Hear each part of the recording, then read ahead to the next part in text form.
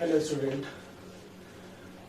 आज हम लोग चैप्टर नंबर 1 कॉम्प्लेक्स एनालिसिस का दिया है एनालिटिक फंक्शन, इसको डिस्कस करेंगे। तो सबसे पहले इसमें था कि एनालिटिक फंक्शन क्या दिया गया है, कॉची-रीमान इक्वेशंस क्या है, फंक्शन कैसे बनाते हो आप, ठीक है, ये सारी वैल्यू सभी चीजें आपको पढ़नी है। तो पहले हम लोग आज ये देखेंगे एनालिटिक फंक्शन क्या है, ठीक है। तो पहले देखें एनालिटिक फंक्शन जो होता है उसको हम होलोमॉर्फिक फंक्शन या फिर उसको रेगुलर फंक्शन भी कहते हैं, ठीक है। तो इसकी डेफिनेशन देखो क्या है, इसकी डेफिनेशन पहले देखें एनालिटिक फंक्शन की। ध्यान दें, हम मान लें कि कोई हमारे पास सिंगल वैल्यूड फंक्शन है डोमेन डी में, डी डोमेन आपने मान लिया और इस पर हमने एक पॉइंट मान लिया कि यहां पर कोई दिया है z0, ये पॉइंट मान लिया कि z0 एक पॉइंट है और z0 पॉइंट जो दिया गया उसके नेबरहुड पॉइंट आपके बहुत सारे यहां पर दिए गए हैं, ठीक है, कई सारे नेबरहुड पॉइंट भी दिए गए हैं। तो सबसे पहले हम लिखें इसकी डेफिनेशन क्या लिखेंगे कि late fz is a single valued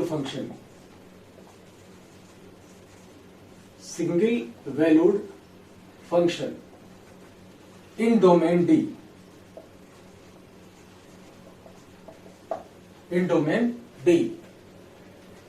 ठीक है। then fz is said to be analytic,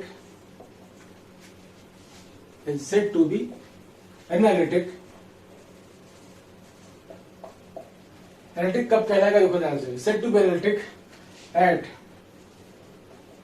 point z0 in domain D if it is differentiable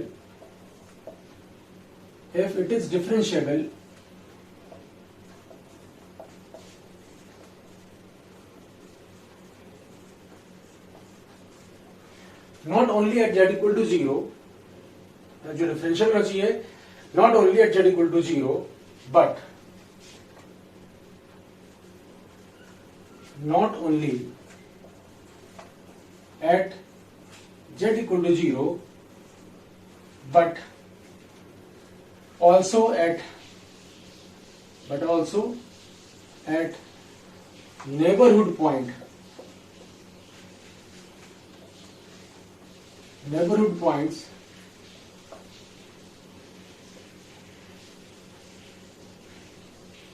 at z equal to 0, ठीक है। तो ये देखो कंडीशन बड़ी सिंपल सी बात है कि कोई भी फंक्शन एनालिटिक कब होगा, सिंगल वैल्यूड फंक्शन आपको दिया जाए डोमेन डी में और वो फंक्शन एनालिटिक तब कहलाएगा, ठीक है, जब ये इस पॉइंट पर ही खाली डिफरेंशिएबल ना हो, इसके नेबरहुड पॉइंट जो भी इसमें दिए गए हैं, आसपास जितने पॉइंट दिए हैं डोमेन डी में, उन सभी पर ये फंक्शन कैसा हो, डिफरेंशिएबल हो, ठीक है।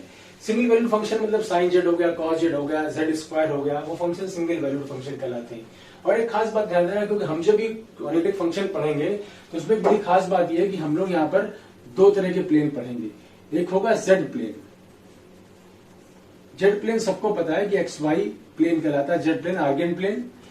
यहाँ पर एक्स हमारा रियल एक्सिस होता है, ये हमारा होता है रियल एक्सिस और ये होता है इमेजिनरी एक्सिस, क्लियर। तो ये होता है इमेजिनरी एक्सिस। जैसे कहीं क्वेश्चन का आ जाए इस प्लेन पर 2 + 3i को अब नोट करो, तो x पे 2 चलेंगे और y पे 3i, मतलब ये होता है i 2i 3i, इस तरह से लोगे i 2i 3i और यहाँ सिंपल 1 2 3, यहाँ पे रियल एक्सिस दिया गया, वो तुम्हारा इमेजिनरी एक्सिस दिया। तो एक तो हमारे पास ये होता है प्लेन जेड प्लेन और एक इससे दूसरा प्लेन भी एक उसमें और होता है, इसको बोलते हैं W plane.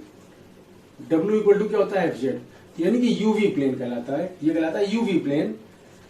W equal to होता है fz और fz बराबर होता है u प्लस iv। ध्यान रखना, u और v हमारे एक्स वाई के फंक्शन है, ध्यान रखो, W बराबर fz बराबर u plus iv, where u और v are the function of X Y, ठीक है। तो ध्यान ना, यहाँ पर सोल्यूशन इतना है कि कभी क्वेश्चन में फंक्शन जो दिया है fz, अगर इसका डिफरेंशिएबल हो जाए, ना कि इस पॉइंट पर बल्कि इसके नेबरहुड पॉइंट पर भी, तो हम बोलते हैं, ठीक है, तो हम बोलेंगे कि फंक्शन हमारा एनालिटिक फंक्शन है। अब आते हैं इसमें कि कॉची-रीमान इक्वेशंस क्या होती है। तो इसके लिए ध्यान रखना, एक थ्योरम आपको इसमें दी गई है, वो है नेसेसरी कंडीशन। थ्योरम नंबर 1 आपको इसमें दी थी कि the necessary condition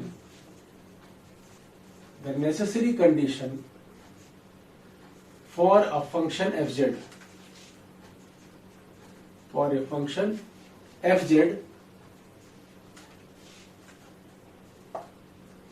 to be analytic, to be analytic. आपको नेसेसरी कंडीशन निकालनी है किसी फंक्शन एफजेड के लिए कि वो एनालिटिक हो, या फिर इसी में थ्योरम सिंपल बोलते हैं कि derive the Cauchy remand equation. ठीक है, इतना ही बोलेंगे आपसे कि किसी फंक्शन में कोई फंक्शन एफजेड दिया है, कॉची रिमांड इक्वेशन को डेराइव करो, या इस तरह से लिख करके आएगा डेराइव कॉची रिमांड इक्वेशन। लेते हैं इसको कॉची रिमांड इक्वेशन। ठीक है, तो ये हमारा थ्योरम का जो स्टेटमेंट लिख करके आएगा इसमें, वो इतना ही लिख करके आएगा कि किसी फंक्शन जो तुम्हारा है इतना डेराइव करना, इस तरह से दिया होगा। तो स्टेटमेंट सिंपल है। स्टेटमेंट का क्या बनेगा, मान लीजिए आप, हम खाली स्टेटमेंट इसका थोड़ा सा लिख देते हैं कि थ्योरम का स्टेटमेंट क्या लिख करके आपको आएगा।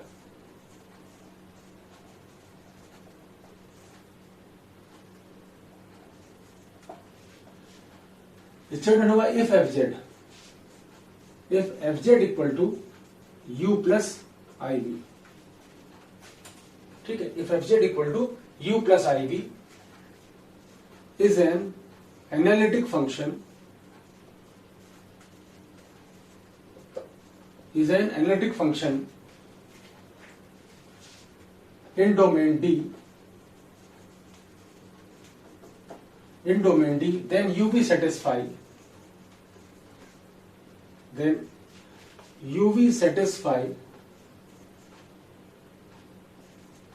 Cauchy-Riemann इक्वेशन, CR इक्वेशन लिख लेना इसको। ठीक है, ये तुम्हारा स्टेटमेंट इसका है सिंपल, की एफजेड और u प्लस आई वी दिया है, एक एनालिटिक फंक्शन है domain D, then uv satisfies the Cauchy-Riemann equation. Clear? तो ध्यान दो, इसमें एक बड़ी सिंपल से एक बात ध्यान रखना कि यहां पर फंक्शन एफजेड एक सिंगल वैल्यूड फंक्शन है, और एफजेड हमारा जो होगा वो u प्लस आई वी के बराबर दिया है। तो w बराबर था एफजेड इक्वल टू था u प्लस आई वी के बराबर, ध्यान रखना। ठीक है ना, तो उसको मैं सॉल्व करना, देखो किस तरह करें। अच्छा देखो, ये आप इसको नोट कर ले, वैसे ऑलरेडी यहाँ पे वीडियो पॉज करके इसको नोट करें, फिर आगे इसको देखते हैं इसका प्रूफ कैसे किया गया है Cauchy-Riemann इक्वेशन का। क्लियर? देखें,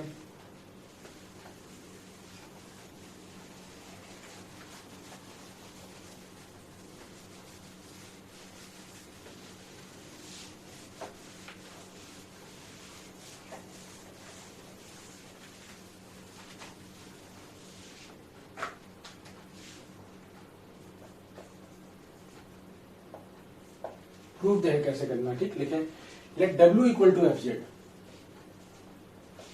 late W equal to FZ equal to था u plus I V. FZ था u प्लस आई वी, जहां ध्यान रखना u एक्स वाई का फंक्शन है और v भी हमारा एक्स वाई का ही फंक्शन दिया गया है। ठीक है, बी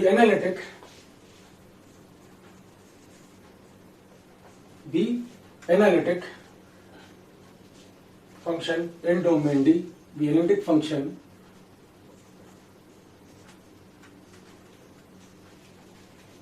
in domain D। ठीक है, so that dw upon dz exists and have same value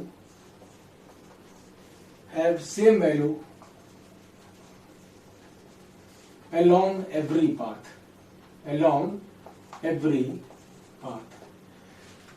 ठीक है भाई। dw upon dz मतलब फंक्शन का डेरिवेटिव यानी डिफरेंशियबिलिटी, ये बात हमने की थी। डिफरेंशियल इसका जो होगा एग्जिस्ट करेगा along every path। तो सबसे पहले यहां पर हम देखेंगे कि हम सबसे पहले लेंगे along x एक्सिस को लेंगे, पहले लिखेंगे along x एक्सिस। देखो x एक्सिस सबको पता है कि y बराबर होता है 0।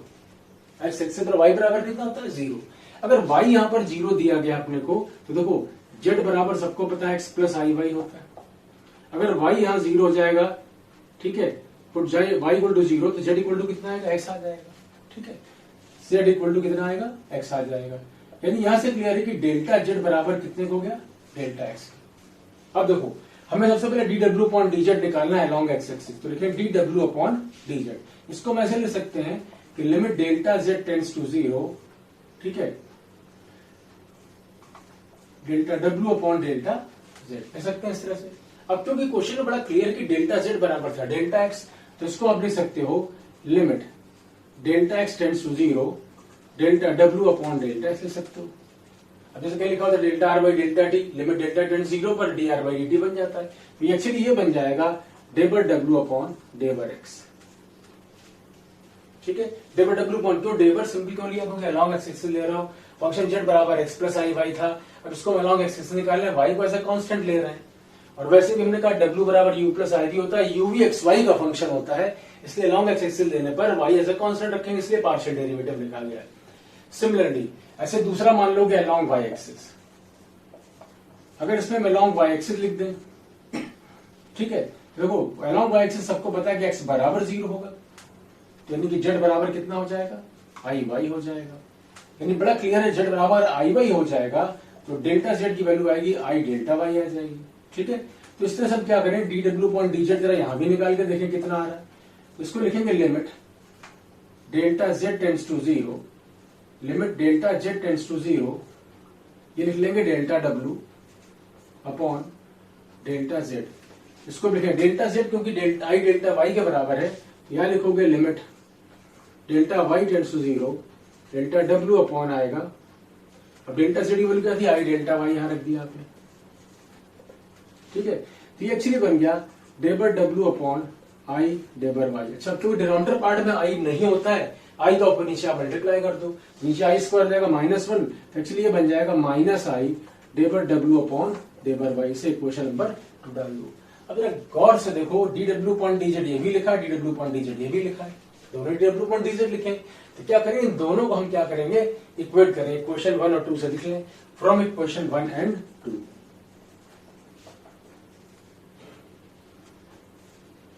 1 और 2 नंबर इक्वेशन से देखें तो एक्चुअली ये बन गया डेबर डब्ल्यू अपॉन डेबर X equal to I minus I डेबर डब्ल्यू अपॉन डेबर वाई बन गया। अब तुम सबको पता है कि डब्ल्यू जो था उसकी वैल्यू होती है यू प्लस आई बी। चलो इसकी वैल्यू अगर यू प्लस आई बी थी तो रख के देखो यहां से, तो वह रखा हमने डेबर अपॉन डेबर एक्स को इधर से मान लेते हैं यू प्लस आई बी। ठीक है, U plus I B minus I डेबर U plus I B upon डेबर वाई लिख लिया।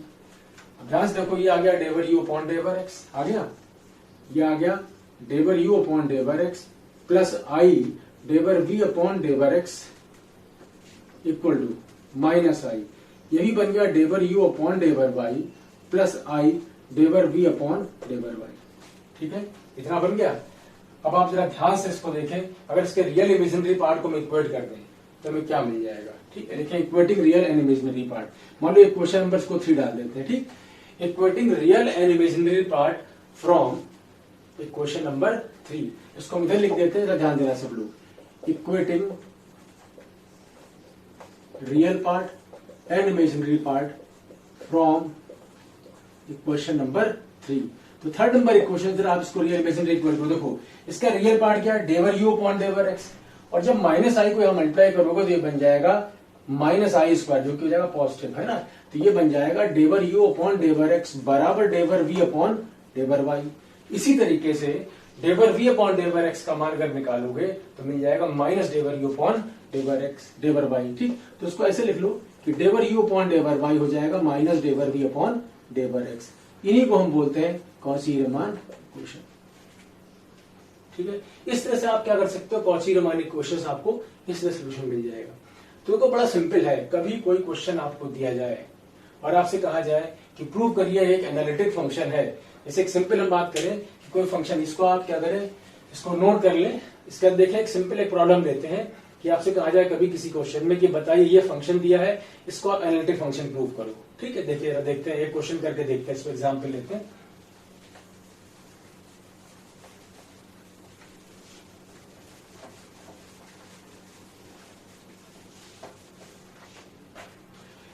तो सबसे पहले हम ये देखते हैं कि हमारे पास क्वेश्चन इस तरह लिखा है, मान लीजिए डब्ल्यू बराबर आपको दिया है एफ जेड बराबर दे दिया जाए आपको, सपोज साइन जेड दे दिया गया।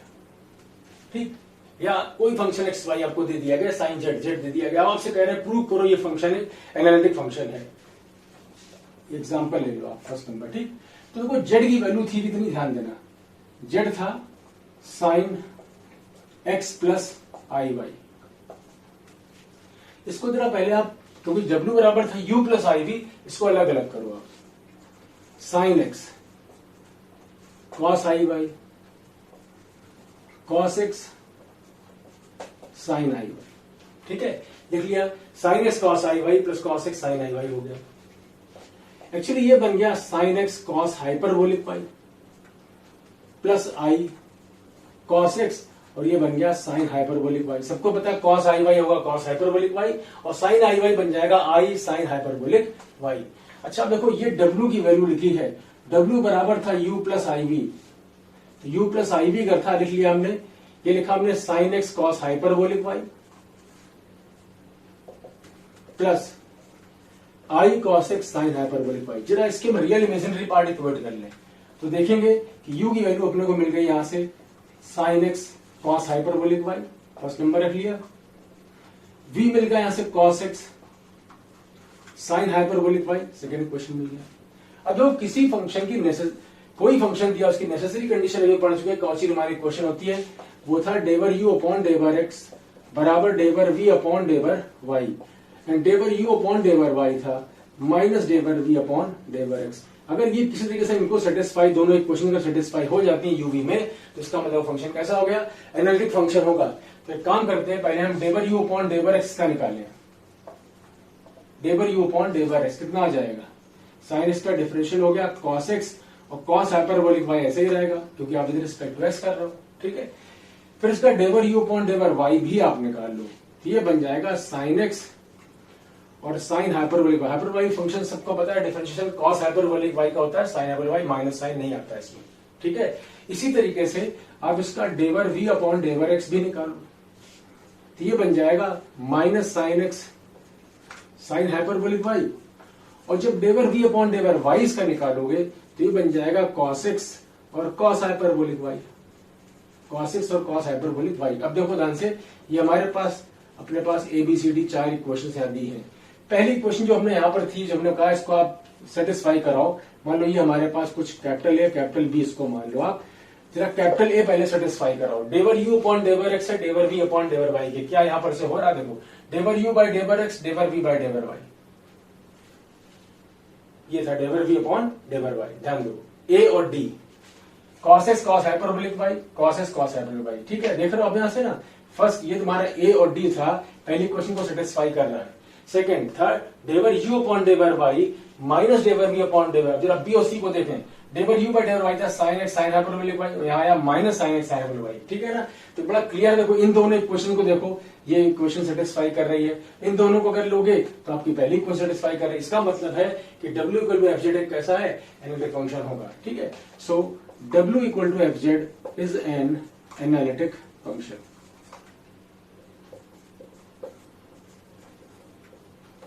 क्लियर, ये हमारे पास तरीका था कि कॉची-रीमान इक्वेशन अगर कार्टेशियन फॉर्म में कभी होगा तो उसको हम लोग किस तरह से सॉल्व करेंगे। तो हमने आज आपको बताया कि कॉची-रीमान इक्वेशन का कार्टेशियन फॉर्म किस तरह से प्रूव करेंगे। इसके आगे वीडियोस में कॉची-रीमान इक्वेशन का पोलर फॉर्म और इस पे एक थ्योरम और आपको हम डिस्कस करेंगे। ठीक, तो इसको आप इतना कंप्लीट करें, फिर आगे नेक्स्ट वीडियो में देखेंगे। ओके।